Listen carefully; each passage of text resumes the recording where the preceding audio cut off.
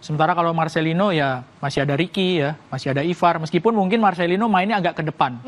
Tapi kalau untuk Ricky kita lihat kemarin menjadi pemain pengganti juga tampil cukup bagus. Betul. Menit bermainnya nggak sebanyak pemain-pemain lainnya, tapi perannya cukup bagus Ricky Kambuaya.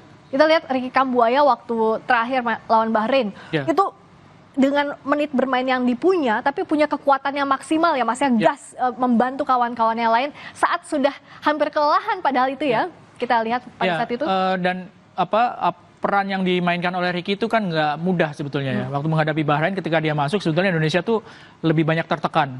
Tapi masuknya Ricky waktu itu dia bisa langsung membawa peran yang positif ya, sehingga permainan dari Indonesia juga bisa menyerang lagi gitu ya. Bisa aktif menyerang lagi, tidak melulu bertahan gitu. Itu yang menjadi salah satu kredit poin bagus ya buat Ricky di pertandingan terakhir. Dan bisakah kita katakan memang mereka ini saling mengisi? Karena kalau kita perhatikan misalnya Tom Hai, kenapa kita butuh menit di awal ini harus waspada? Karena Tom Hai kan biasanya nggak main sampai akhir begitu ya, di menit ke-70 misalnya diganti.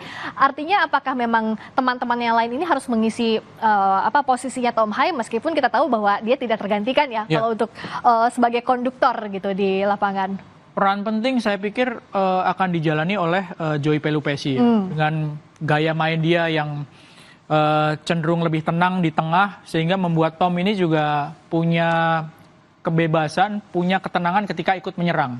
Seperti itu di lini tengah saya pikir. Oke, di sayap kanan kita lihat Sayuri bersaudara, salah satunya ini di sayap kanan Yaakob Sayuri, ada Kevin Dix, ada Sandy Walsh, ada Eliano Reinders, juga Asnawi Mangku Alam. Asnawi comeback di sini. Apakah memang kalau Mas Erwin lihat absennya Asnawi di laga sebelumnya ini jadi cukup PR juga untuk timnas Indonesia?